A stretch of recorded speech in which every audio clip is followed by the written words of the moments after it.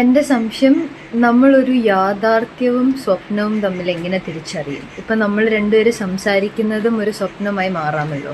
ഇപ്പം യാഥാർത്ഥ്യത്തിലാണതെന്ന് എങ്ങനെ അറിയാൻ പറ്റും? യാഥാർത്ഥ്യവും സ്വപ്നവും തമ്മിൽ എങ്ങനെ തിരിച്ചറിയുന്നു? ഇപ്പൊ നമ്മൾ ഈ സംസാരിക്കുന്നത് ഒരു സ്വപ്നമായി മാറാലോ. മാറാം. സ്വപ്നമാണ്. യാഥാർത്ഥ്യവും സ്വപ്നവും എങ്ങനെ തിരിച്ചറിയുന്നതാണ് അത്. യാഥാർത്ഥ്യം ആയി നാം കരുതുന്നതും സ്വപ്നം തന്നെയായി യാഥാർത്ഥ്യമല്ല. ഒന്നത് ഇല്ലാത്തതിനെ ഉണ്ടാക്കി കാണിച്ച് ഇവിടെ നിലനിർത്തലാണ് ഈ മായ എന്ന് പറയുന്നത്. അതിൽ സ്വപ്നവും മായയും എങ്ങനെ തിരിച്ചറിയുമെന്ന് വെച്ചാൽ, നമ്മൾ സ്വപ്നം കാണുമ്പോൾ ഉണരുമ്പോൾ സ്വപ്നമാണ് കണ്ടതെന്ന് അറിയുന്നു. അപ്പോൾ സ്വപ്നം തിരിച്ചറിയില്ലേ? നമ്മൾ ഉണരുമ്പോൾ തിരിച്ചറിയുന്നു സ്വപ്നമാണെന്ന്. യാഥാർത്ഥ്യമോ ഉണരുന്നില്ല, ഉറങ്ങുന്നുമില്ല. മനസ്സും ബുദ്ധിയുമാണ് ഇതിൻ്റെ കളി. മനസ്സിലായോ? ഈ ജീവൻ എന്ന് പറയുന്നത് തന്നെയാണോ ബ്രഹ്മം എന്ന് പറയുന്നത്? ജീവാത്മാവ് എന്ന് പറയുന്നതാണ് ജീവൻ. ജീവാവെന്ന അത് ഒരിക്കലും ബ്രഹ്മമല്ല. ബ്രഹ്മമാണെന്ന് ഋഷികളൊക്കെ പറയുന്നത്, നീ തന്നെയാണ് അതെന്ന് പറയുന്നത് ഒരു പ്രതിഫലനമാണ്. യഥാർത്ഥ സത്യമായ ബ്രഹ്മത്തിൻ്റെ ഒരു പ്രതിഫലനം. ഏതുപോലെ നീ ഒരു കണ്ണാടിയിൽ ചെന്ന് നിന്നാൽ കണ്ണാടിയിൽ കാണുന്ന നീയും ഈ നിൽക്കുന്ന നീയും ഒരുപോലെയാണ്. പക്ഷെ കണ്ണാടിയിൽ കാണുന്ന നീ ഒരിക്കലും നീയല്ല. പക്ഷേ നിൻ്റെ ഈ ചലനത്തിനകത്ത് കണ്ണാടി ചലിക്കുന്നു. ഇതുപോലെ ജീവാത്മാവിൻ്റെ ആ ശക്തി വിശേഷതയും ആയാൽ ഇത് ചലിപ്പിച്ച് പ്രതിഫലനത്തിൽ നിങ്ങൾ കാണുന്നു. അത് ആ ബ്രഹ്മം നീയായി രൂപാന്തരപ്പെട്ടപ്പോൾ പ്രതിഫലിച്ചപ്പോൾ അത് മനുഷ്യനാണെന്നുള്ള തോന്നൽ നീ ഇങ്ങനെ മറന്നുപോയി നടക്കും. നിന്റെ യാഥാർത്ഥ്യ സത്യം എപ്പോൾ അറിയുന്നു? അതാണ് അത് നീയാവുന്നു. തത്വമസി, അത് നീ തന്നെയാണ് എന്ന് പറയാൻ കാരണം. ഇതാണ് അതിൻ്റെ മറുപടി. സംശയം തോന്നുന്നു? ഓക്കെ. ഇത് ഇപ്പം എൻ്റെ മാത്രം സംശയമല്ല. ലോകത്തിൽ ഞാൻ ഒരുപാട് പുതിയ യങ്സ്റ്റേഴ്സായിട്ട് സംസാരിക്കുമ്പോഴെല്ലാം അവർക്കുള്ളൊരു ചോദ്യമാണ്.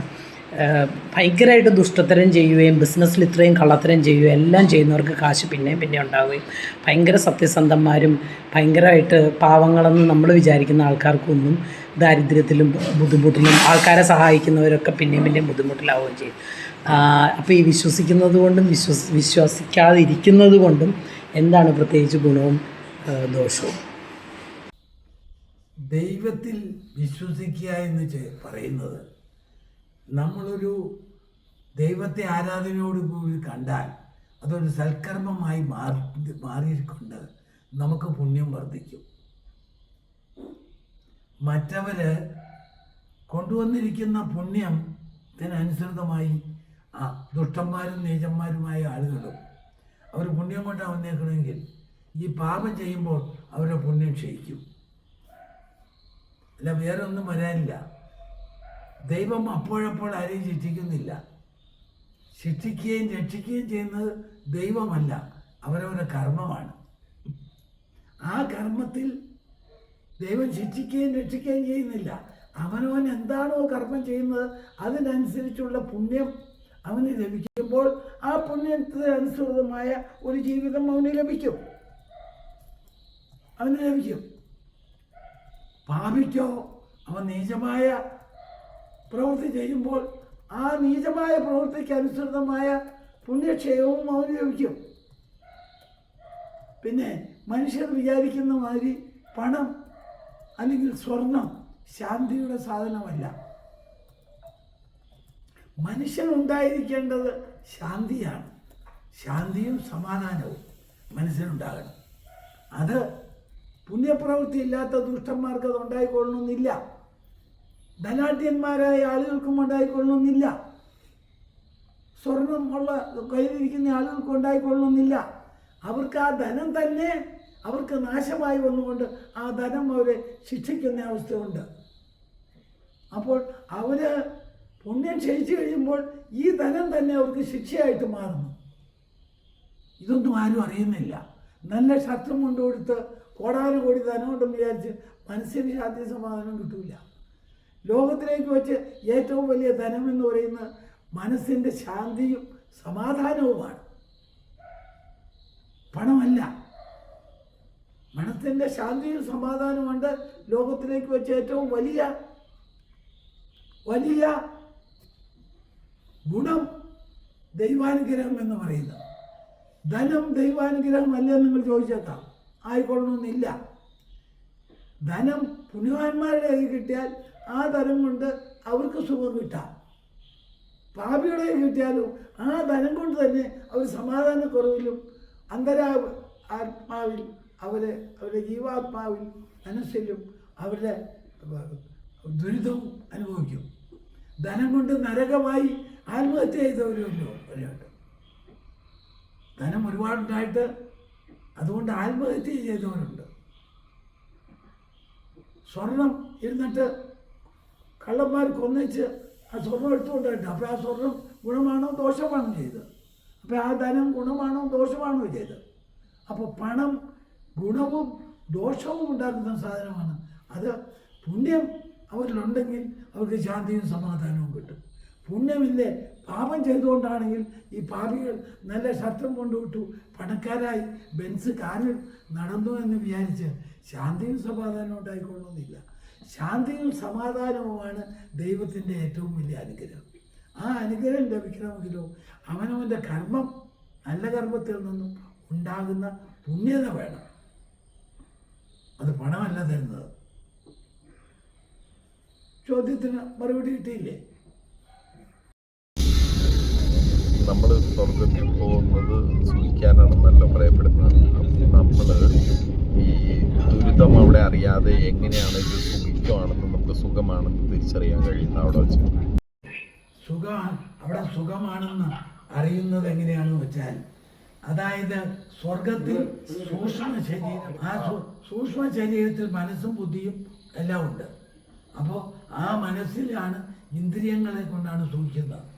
കണ്ണുകൊണ്ടും കണ്ടറിവും, ചെവി കൊണ്ട് കേട്ടറിവും, നാക്കുകൊണ്ട് രുചിച്ചറിവും, തൊക്കുകൊണ്ട് സ്പർശിച്ചറിവും, ഇതെല്ലാം അവിടെ ഉണ്ട്.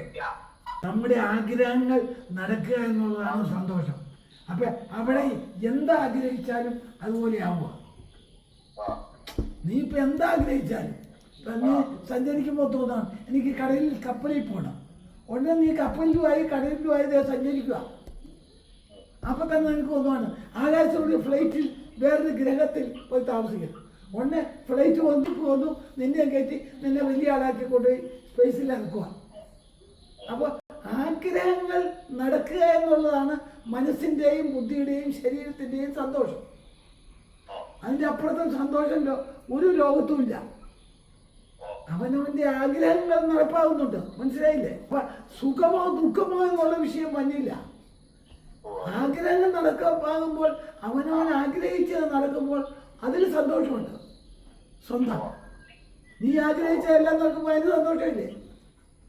അപ്പൊ ആഗ്രഹങ്ങൾ മുഴുവനും അവിടെ സ്വർഗത്തിൽ നടപ്പാവുക. അതാണ് സ്വർഗത്തിലെ സന്തോഷം.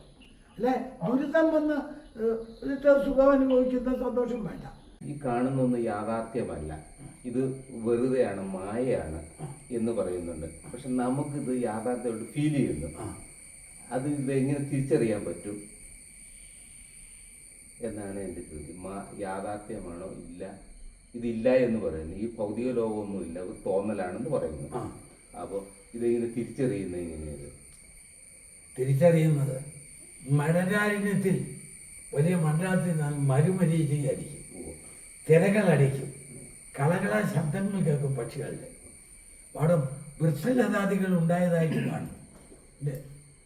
കണ്ടിട്ടില്ലേ മരുഭൂമി? ഇതെല്ലാം കാണും. ഈ കാണുന്ന കണ്ണും മനസ്സും ബുദ്ധിയും ഇത് തന്നെ. അതേസമയം നീ അടുത്ത് നോക്കുമ്പോൾ കാണുന്നത് അത് തന്നെ. അപ്പോൾ ഇതിൽ ഏതാ സത്യം? രണ്ടും സത്യമല്ല. അത് സത്യമല്ലെങ്കിൽ ഇതെങ്ങനെ സത്യം? കൃത്യമായിട്ട് മനസ്സിലായോ? മരുഭൂമിയിൽ മരുപരീചി അടിക്കുമ്പോൾ നമുക്ക് സത്യം വെള്ളമൊക്കെ കിടക്കുന്നു, കടലിൽ അല വഴി അലയടിക്കുന്നു, എല്ലാം കാണും. നമുക്ക് മനസ്സിലായോ? സുൽത്താനിക്ക് മനസ്സിലായോ? റംലയ്ക്കാവും, പീണയ്ക്കാവും. ആ, ഇതാണ് അതിൻ്റെ കാര്യം. മനസ്സിലാവുണ്ട്? ഈ ഒരു കണ്ണുകൊണ്ട് തന്നെയല്ലേ അത് കണ്ടേ? ഒരു കണ്ണുകൊണ്ട് അപ്പുറേ മരുമരീചിയെ ഇല്ലാത്തത് കാണുന്നെങ്കിൽ അതേ കണ്ണുകൊണ്ട് തന്നെ ഇപ്പുറേ കാണുന്നത് എങ്ങനെ ശരിയാവും? അത് രണ്ടും ശരിയല്ല. ഇത് ശരിയാണെങ്കിൽ അത് ശരിയാവും, അത് ശരിയല്ലോ. അല്ല, ശരിയല്ല. ഇത് ശരിയാണെങ്കിൽ കണ്ണുകൊണ്ട് കാണുന്ന ഇത് ശരിയാണെങ്കിൽ മറ്റൊരു ശരിയാവും ഇല്ലല്ലോ. ഒരേ കാഴ്ചയിൽ തന്നെ രണ്ടവസ്ഥ ഉണ്ടാവില്ലോ. ഉണ്ടാവുമോ? ഒരേ കാഴ്ചയിൽ തന്നെയാണ് എൻ്റെ അവസ്ഥ ബന്ധങ്ങൾ. ഒരേ കാഴ്ച, ഒരേ മനസ്സ്, ഒരേ ബുദ്ധി, ഒരേ ശരീരമാണ് ഇത് രണ്ടും കാണുന്നത്. അപ്പോൾ അത് ശരിയല്ലെങ്കിൽ ഇതും ശരിയല്ല. ഇത് ശരിയാണെങ്കിലോ അതും ശരിയായിരിക്കണം. അപ്പൊ ഇത് ശരിയല്ലാത്തതുകൊണ്ട് തന്നെയാണ് അത് ശരിയല്ലാത്തത്. അതേസമയം അത് ശരിയല്ല, ഇത് ശരിയാണെന്ന് ഇവർക്ക് പറയുകയാണെങ്കിൽ, ഇത് ശരിയാണെങ്കിൽ പിന്നെ അതും ശരിയാണ്. അങ്ങനെ വന്നില്ലല്ലോ. ഇല്ല, വരുന്നില്ല. അതങ്ങോട്ട് പോകുന്തോറും മാറി മാറി നീങ്ങി പോവല്ലേ. അപ്പോൾ യഥാർത്ഥം എന്താണ്? അതും ശരിയല്ല, ഇതും ശരിയല്ല. അതാണ് അതിൻ്റെ യഥാർത്ഥ മറുപടി. ഓക്കെ. മനുഷ്യജന്മത്തിൻ്റെ ഉദ്ദേശം എന്ന് പറയുന്നത് പല പല ജന്മങ്ങൾക്ക് ശേഷമാണ് ഒരു മനുഷ്യജന്മം കിട്ടുന്നത്. മനുഷ്യജന്മത്തിൽ മാത്രമേ ദൈവത്തെ അറിയുന്നതിനുള്ള ശക്തി മനുഷ്യന് മാത്രമേ ഉള്ളൂ. ദേവന്മാർ പോലും മനുഷ്യനായിട്ട് വരണമെങ്കിൽ അതാകാൻ പറ്റും. എന്താണെന്ന് വെച്ചാൽ ബുദ്ധി, മനസ്സ്, ശരീരം ഇത് രണ്ടിലും നരകവും സ്വർഗവും ദുരിതവും സുഖവും എല്ലാം അനുഭവിക്കുന്ന അവസ്ഥയാണ് ഇതിനുള്ളത്. അപ്പം ഈ മനുഷ്യജന്മത്തിൽ ദുരിതവും സ്വർഗമുണ്ട്, നരകമുണ്ട്, ദുരിതമുണ്ട്, സുഖമുണ്ട്. അപ്പം ഈ മനുഷ്യജന്മത്തിലെ ബുദ്ധിക്ക് മാത്രമേ ഈ ദൈവത്തെ അറിയുന്ന ജ്ഞാനം പിടിച്ചു പറ്റി അതിൽ ഉറക്കാൻ കഴിയും. വേറെ ഒരു ശരീരത്തിനും ഒരു ബുദ്ധിക്കും അതിനുള്ള കഴിവില്ല. അത് മനുഷ്യജന്മത്തിൽ മാത്രമേ. അതുകൊണ്ട് അനേക ജന്മങ്ങൾക്ക് ശേഷം പുണ്യം ചെയ്താലാണ് ഒരു മനുഷ്യജന്മമുള്ളത്. ആ മനുഷ്യജന്മം പാഴിലാക്കരുത്. മനുഷ്യജന്മം എന്തിനുള്ളതാണ്? ദൈവത്തെ അറിയാൻ മാത്രം വേണ്ടി വന്നിരിക്കുന്ന ആ മനുഷ്യജന്മം. അല്ലാതെ ഭൗതിക ലോക സുഖാദികൾ കൊണ്ട് വിഹരിച്ച് അഹങ്കാരത്തോടുകൂടി ഭൂമിയിൽ സഞ്ചരിച്ച് വെറുതെ കൊത്തച്ചാവൽ വെറുതെ ചാവാനുള്ളതല്ല എന്താ ഈ ജീവിതം. മനുഷ്യജന്മം തീർന്നോ? പോയിക്കോ. അറിയുന്നതിനുള്ള മാർഗം എങ്ങനെയാണ്? അത് അത്ര പെട്ടെന്നൊന്നും മറുപടി തരാൻ പറ്റുന്ന ഒന്നല്ല. എങ്കിലും ചുരുക്കമായ മറുപടി, ദൈവത്തെ അറിയുന്നതിനുള്ള മാർഗം മഹാത്മാക്കളാകുന്ന നല്ല ജ്ഞാനികളാകുന്ന ദൈവത്തെ അറിയുന്ന ഗുരുക്കന്മാരിൽ നിന്നും ജ്ഞാനം ഉൾക്കൊണ്ട് ആ ജ്ഞാനം സ്വയം മനനം ചെയ്യുക. മനനം ചെയ്ത് നിങ്ങളുടെ സംസ്കാരങ്ങൾ മാറി മാറി മാറി പല ജന്മങ്ങൾ കഴിയുമ്പോൾ നിങ്ങൾ ആ അറിയുന്ന അവസ്ഥയിലേക്ക് തനിയെ സർവേശ്വരനാൽ എത്തിക്കപ്പെടും. അപ്പോൾ ആ ദൈവം തന്നെയാണ് ദൈവത്തെ അറിയുന്നത്. ആ ദൈവം തന്നെ ദൈവത്തെ അറിയുന്ന അവസ്ഥയിലേക്ക് എത്തുമ്പോൾ ദൈവത്തെ അറിയും. അല്ലാതെ അതിനെപ്പോഴും ദൈവത്തെ അറിയാൻ സാധിക്കില്ല. ചോദ്യമുണ്ട്. ഒന്ന്, ജ്ഞാനസ്വരൂപൻ എന്ന് നമ്മൾ പറയും. പക്ഷേ സ്വരൂപൻ എന്ന് പറഞ്ഞാൽ രൂപമുണ്ടല്ലോ, എന്തോ. അപ്പം പക്ഷെ ജ്ഞാനത്തിന് ആക്ച്വലി രൂപമില്ല. അങ്ങനെ രൂപമില്ലല്ലോ. എന്തുകൊണ്ടാണ് ജ്ഞാനസ്വരൂപൻ എന്ന് പറയുന്നത്? ഒന്ന്. രണ്ട്, ഗുരുവിനാണെങ്കിൽ ഒരു ശിഷ്യനെ എത്തിക്കാനായിട്ട് ഒരു പരിധി വരെ എത്തിക്കാൻ പറ്റത്തുള്ളൂ. ബാക്കി ശിഷ്യൻ സ്വയം പോകണം. അപ്പോൾ ആ ശിഷ്യന് 3 ടൈപ്പ് ഓഫ് ജ്ഞാനങ്ങൾ അയാൾക്ക് സ്വയം ഉരുത്തിരി എന്ന് പറഞ്ഞിട്ടുണ്ട്. ആ 3 ജ്ഞാനങ്ങൾ എന്തൊക്കെയാണ്? ബ്രഹ്മത്തിന് രൂപമില്ല. ജ്ഞാനം എന്ന് പറയുന്ന അവസ്ഥ ബോധത്തിനെയാണ് ജ്ഞാനം എന്ന് പറയുന്നത്. നിങ്ങളുടെ അകത്തുള്ള ബോധമുണ്ടല്ലോ, ആ ബോധം എന്ന് പറയുന്നത് ഒന്നേ ലോകത്തുള്ളൂ. അത് ബ്രഹ്മത്തിൻ്റെ ബോധമാണ്. ആ ബ്രഹ്മബോധം മാത്രമായതുകൊണ്ടാണ് ജ്ഞാനസ്വരൂപൻ എന്ന് പറയുന്നത്. ജ്ഞാനമാണ് അവിടുത്തെ സ്വരൂപം. രൂപമില്ല അതിന്. ജ്ഞാനമാണ് അതിൻ്റെ രൂപം. എന്താണ് രൂപം? അതാണ് ജ്ഞാനസ്വരൂപം എന്ന് പറയുന്നത്. ആ ബോധം മാത്രമേ ഈ ലോകത്ത് നടക്കുന്നുള്ളൂ. ഒറ്റ ബോധമുള്ളത്. ആ ബോധത്തിലാണ് ഈ ലോകം മുഴുവനും മായയും മായയല്ലാത്ത സത്യവും എല്ലാം ഒരുപോലെയാണ് നടക്കുന്നത്. മനസ്സിലായോ? ഒരു സത്യം കണ്ടെത്തുമ്പോൾ അതറിയും. ജ്ഞാനങ്ങൾ കണ്ടറിവ്, കണ്ടിട്ടുള്ള അറിവ്, കേട്ടറിവ്, സ്പർശന അറിവ്, ഇത് 3 ജ്ഞാനമാണ്. ഈ 3 ജ്ഞാനങ്ങളുടെ വഴി കണ്ടറിയും, കേട്ടറിയും, സ്പർശിച്ചറിയും യഥാർത്ഥ സത്യം. ഉള്ളംകൈയിൽ നെല്ലിക്ക പോലെ വേദം ഋഷികൾ പറയുന്നു, ഉള്ളംകൈയിൽ നെല്ലിക്ക പോലെ ദൈവത്തെ കാണാൻ കഴിയും. അത് എപ്പോഴാണ്? ബ്രഹ്മത്തെ അറിഞ്ഞതിന് ശേഷം. അറിയുന്നത് എപ്പോഴാണ്? ബ്രഹ്മത്തിൻ്റെ അവസ്ഥയിൽ ഈ വ്യക്തി ആയതിനു ശേഷം. അപ്പോൾ ഒന്നായില്ലേ പരിസ്ഥിതി. 2, ഇത് മന്നം ചെയ്ത് മനുഷ്യന്മാരുടെ കാലത്താൽ തനിയെ പല ജ്ഞാനങ്ങളും വെളിവായി ബ്രഹ്മത്തെ അറിയുന്ന അവസ്ഥയിലെത്താൻ. അത് 2. 3, ബ്രഹ്മത്തിൻ്റെ ശബ്ദം. ഭൂമിയിൽ ഓങ്കാരമുണ്ട്.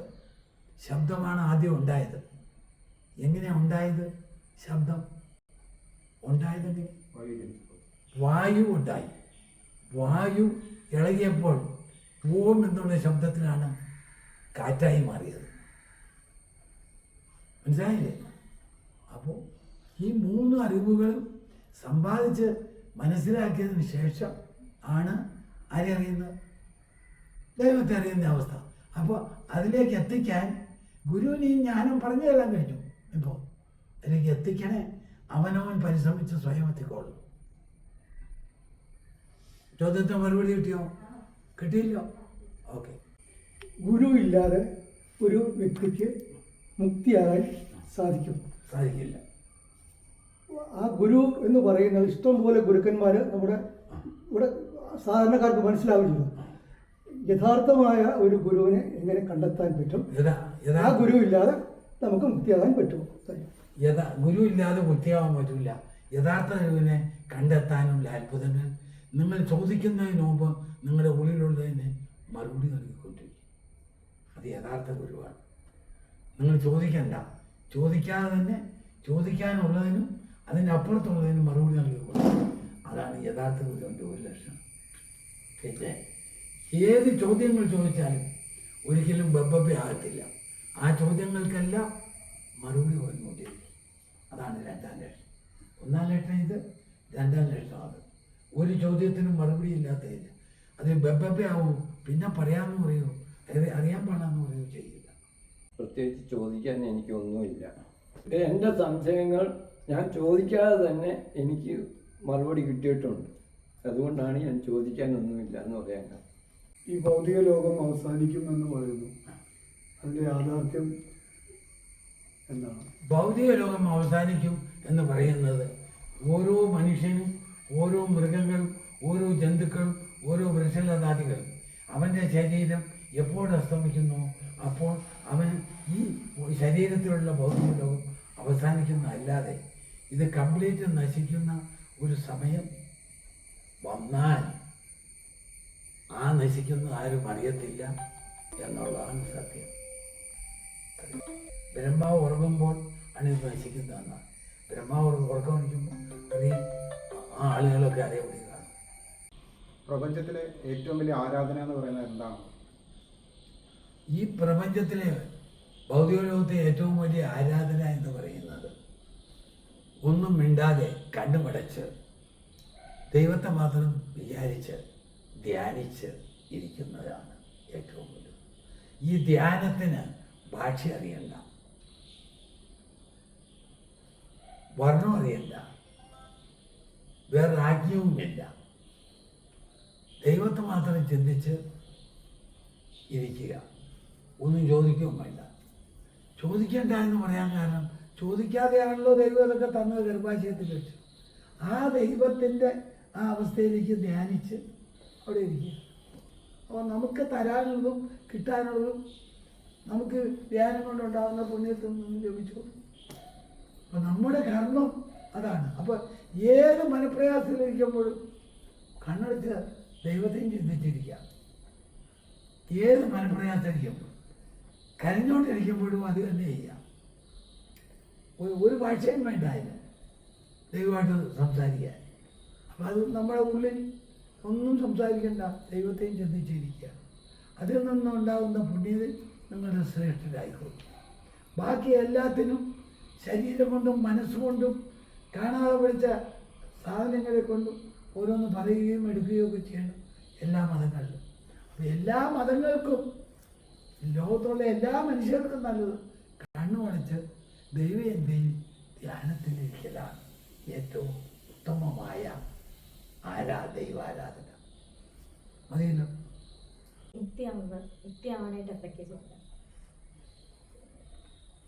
മോക്ഷത്തിന് ചെയ്യേണ്ടത് യഥാർത്ഥ ഗുരുവിൽ നിന്നും ദൈവജ്ഞാനം വാങ്ങി അത് മനനം ചെയ്ത് പല കോടി ജന്മങ്ങൾ കഴിയുമ്പോഴായിരിക്കും ഒരു പക്ഷേ മുക്തിയിലേക്ക് പോകുന്നത്. മുക്തി എന്ന് പറയുന്നത് ദൈവത്തെ അറിയുക എന്നാണ്. അറിയുന്ന അവസ്ഥയിൽ മോക്ഷമായി. അതല്ലാതെ വേറെ മറുപടി അറിയുന്ന അവസ്ഥയിൽ മോശമായി. മോക്ഷം പ്രാപിക്കലും അറിയലും എല്ലാം ഒരുമിച്ച നടക്കുന്നു.